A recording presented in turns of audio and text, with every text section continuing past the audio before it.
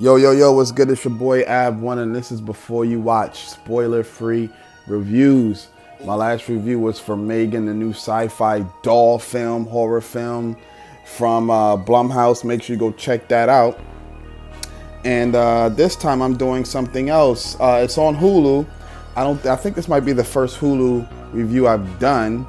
But Hulu got a lot of dope content on there, yo. They're like really slept on. I feel like a lot of people really don't check them out. They kind of just know it for like a couple shows like Handmaid's Tale, Atlanta. They don't really check it out, but Hulu really got some joints up there. But anyway, I've had this review in the chamber for a little bit, and by a little bit I mean over a year. I figured this is the best time to put it out. Fresh, with Winter Soldier. Can't really remember his name. I think it's Sebastian Shaw, I forget. But I'm just going to give you a quick synopsis. I'm going to have an Afterthoughts segment after this, so my actual review will not be that long because the Afterthoughts, we really get into it. I'm going to have a special guest as well. Anyway, a single woman who's tired of dating finally takes a chance at a man that she meets at a supermarket, and things are just not what they seem. So it is a horror film, but it's kind of like a horror/comedy. I kind of feel like that's where the horror genre is going now. It's like horror films with like comedic elements. This is definitely one of them. I don't want to give the twist away. I didn't even see the trailer. I don't know if the twist is in the trailer. I don't know, but I will not give you the twist. You just got to watch it. This movie does have a lot of comparisons to the film Get Out. Not with the actual story, but just with like things with like the environments, some of this, how the scenes play out, the characters and things like that. So her best friend, you know, kind of like checks in on her on like her social media, things like that. That's almost like how Daniel Kaluuya's friend, who the TSA worker was. Then the final scene in Get Out, where, you know, things kind of just get out of control, is kind of like how the final scene in this film also plays out as well too. The film's gonna have you side-eyeing a couple things. I did find it hilarious with a lot of the dating tropes that she had to deal with, like in the beginning of the film when she's going through random dudes. She finds out like men are married. She finds out men are like body shaming. She's getting like unsolicited dick pics. It's just like hilarious. And then she like meets somebody at the supermarket, which I don't even really see happening in this day and age anyway. But what do I know? I'm not picking up anybody at the supermarket. Anyway, the film isn't long at all, but I'm not gonna lie to you, I did kind of tune it out after a while. Like the first 45 minutes I was tuned in. After the big reveal was made, I was still kind of engaged, but not really. It does kind of get a little cheesy at the end. I finished the film. I thought it was a good film, but after the first time I watched it, I wouldn't watch it again. It's just like, it's something you watch, you get in, you get out, and that's pretty much it. There really wasn't anything like mind-blowing or groundbreaking to me that like really stood out. But at the same time, a lot of films don't do that to me now anyway, so I can't hold this against this part. I can't hold that against this particular film. I'm gonna give it like a 7.5. You know what? Nah, I'll give it an 8 out of 10. It's a different type of film. I kind of feel like the theme of the horror film, not the whole dating thing, like the whole twist part, I kind of feel like that's where horror films are going now. Like everybody used to do like, you know, zombie films. Then they did like body possession films from like Aliens. Then there was like the whole possession, demonic possession. Then it was the house being haunted. This is, I feel like, the new wave now. A lot of horror films are really trending in this direction if you really pay attention. And it's crazy to say that because I'm a filmmaker and one of my horror films is actually on the same topic as well too. So I just feel like that's where it's going now, just because it's so taboo and there's not many horror films about it because it's just that taboo. But nah, I would definitely check it out. It's on Hulu. Even if you watch it with the commercials, it's not really a bad watch. I think it's like only an hour and like 40 minutes or so. A lot of Hulu's horror movies aren't long at all. They're really good. They're not long. You get in, you get out. So check it out, man. But make sure you stay tuned. I got the Afterthoughts coming right now. What's good, Joel? It's Abwon, man. I am here with the Afterthoughts on the Before You Watch, you know what I'm saying, for the movie Fresh. I am here with Effy, the special guest. Effy, just talk to the people real quick. Hey, what's up, everybody? So, Effy actually recommended the movie to me, and I watched it, and I said, yo, we're going to have to review this movie together. I'm going to get you on as a guest. You know what I'm saying? There's been a couple of things that's transpired with her that we could discuss on this video, too. So, first things first, Effy, scale from 1 to 10, what did you think of the movie? I'd have to give it a good 8. Ooh, that's a high score. That's a real high score. Why 8? An 8 because it definitely took me by surprise. It had me at the edge of my seat, and it had a lot of twists and turns that I wasn't sure where it was gonna go, and I really like that about horror movies. So okay. Would you consider this a horror, or would you consider this like a suspense or a thriller? Consider it a tad bit thriller, a bit of horror because it definitely has some gore in it. Sure. And yeah, I mean, it was a bit vulgar too, you know, the whole like I don't know, just the whole gist of it. So yeah. No, I could dig it. We try to keep this spoiler free, so just keep that in mind. Right. No, I could dig it. And you also brought up a good point too, because I do feel like you said it was vulgar. Mm-hmm. And I hate to say this, but I feel like if I'm watching a horror movie, I gotta see vulgarity, whether it's like... Exactly. It doesn't need to be gory, because I understand that's like a whole different genre, but it's just got to be vulgar to some degree. Like, it's got to stick with me. It's got to make me uncomfortable. It doesn't necessarily need to have foul language, but it's just definitely got to be vulgar. Like, even when I watch like paranormal movies, like that's why I can't really get with like Paranormal Activity like that, because I felt like this got watered down. But I could mess with like Insidious. Oh, okay. I see what you're going there. Okay. So what's the worst thing about the movie to you? The worst thing? That's a really good question. Let's see. I'd have to say, it had a bit of a cheesy kind of like parts in it. But it wasn't like overly cheddar. You know what I'm saying? It was like it was like Gouda. Yeah, something like that, like Gouda, right? Yeah. I could dig. So we do live in an age where people are very hyperbolic, and so people will say things like, "Oh my God, I'm crying," when they're like saying they're laughing, but they're like not laughing at all. That's me. So one term that people use is I'm traumatized. That's like a term that everybody uses now. I guess it's kind of like an exaggerated feeling of like, oh, you said something that's going to linger with me for a while. So, being as you're a single woman? Yes, I am. Being that you are a single woman, and are you actively dating? Yes, I am.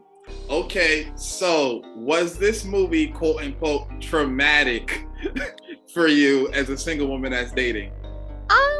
Not necessarily, because I tend to watch like, you know, the ID channel. I kind of watch that for like fun and also to learn, you know, and through watching shows on that channel, I kind of just figured out what are like red flags and stuff like that and what aren't so much so. So yeah, I mean, I kind of can see the warning signs, but you know, people do slip up, you know, when feelings get involved and all that. So yeah, I can see why someone would be traumatized if they aren't a normal, like, you know, ID channel watcher. But yeah, no, I'm for sure I'm the opposite. So another thing I wanted to ask you about, so in the beginning of the movie, right? And this is not a spoiler because I think they have this in the trailer, and if they don't, it's not going to spoil the movie for you. So the leading lady, I think she's at like a restaurant or something, and she's like scrolling through like some sort of dating app. It kind of looks like Tinder, I think.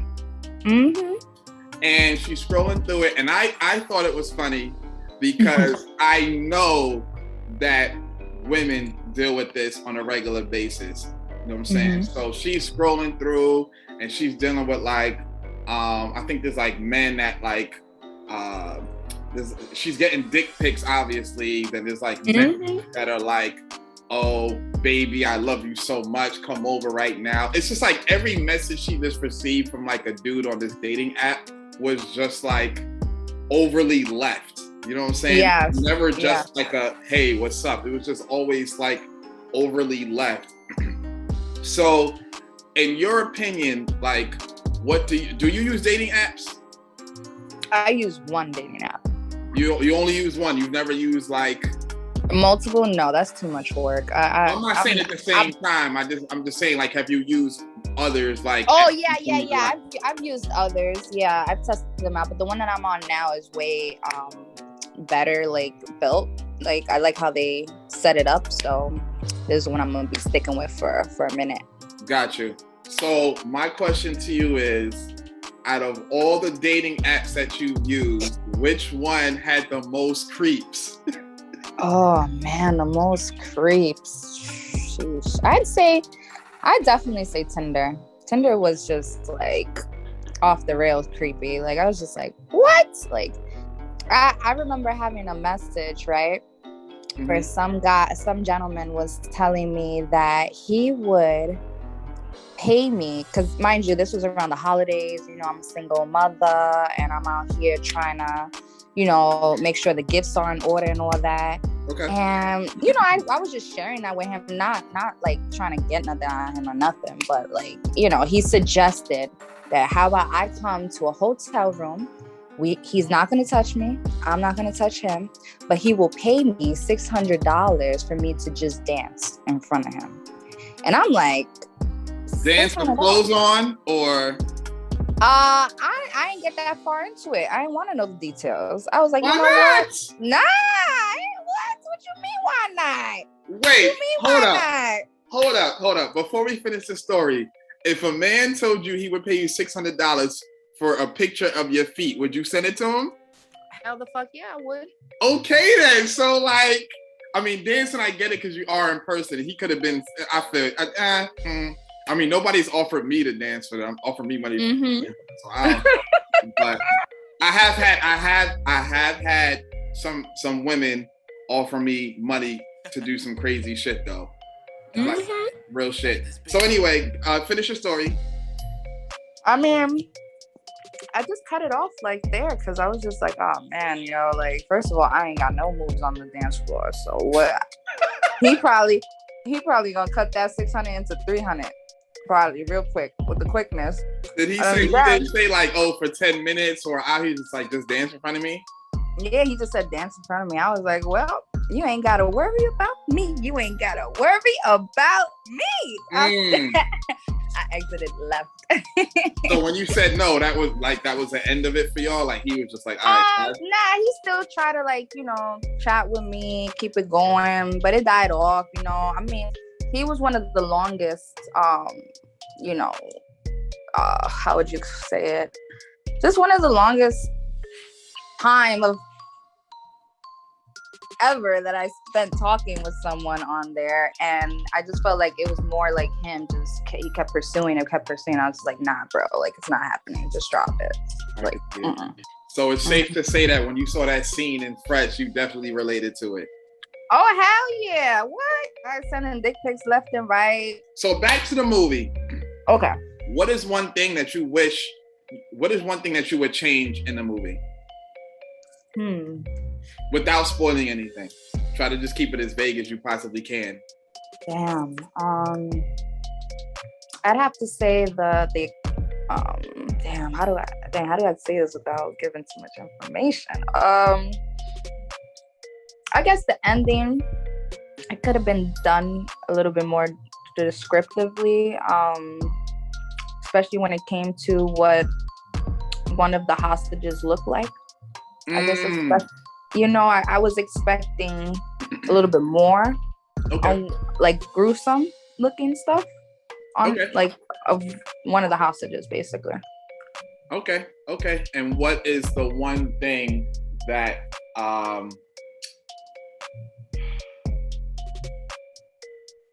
if you could change the movie outside of that, what is the one thing that you would probably add or take away?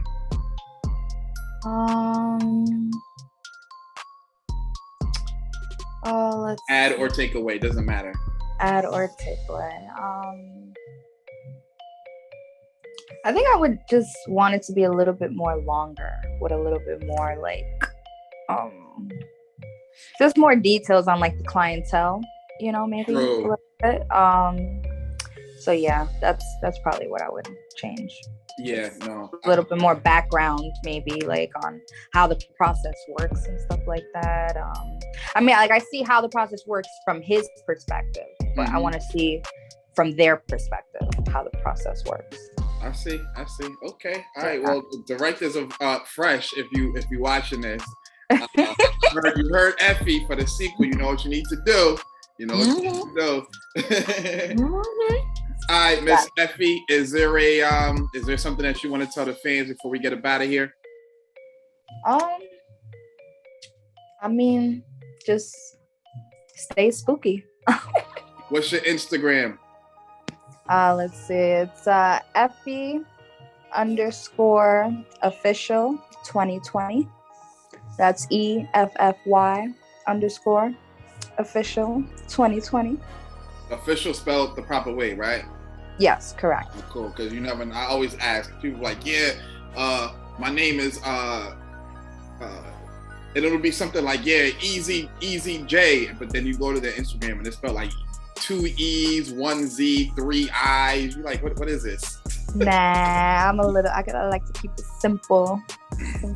No, I can dig that. Effy. Yeah. Give me a word of advice for the single ladies out there that are on dating apps and don't want to run into a situation like this. I mean, shoot, your block game gotta be up there because people gonna try you, and you have to have a list of non-negotiables, and make sure that you are stuck on that. Like, don't budge. Do not budge off your non-negotiables. And once you see someone cross one of them, get they out of here. So, yeah. That's words of wisdom from Miss Effy. Know what I mean? Holla at her on the gram. You know what I'm saying? Please do. Abwon. I mean, Effy, do not hang up. I bet. I'm Abwon. This is Before You Watch. Y'all stay tuned to my next video. Peace.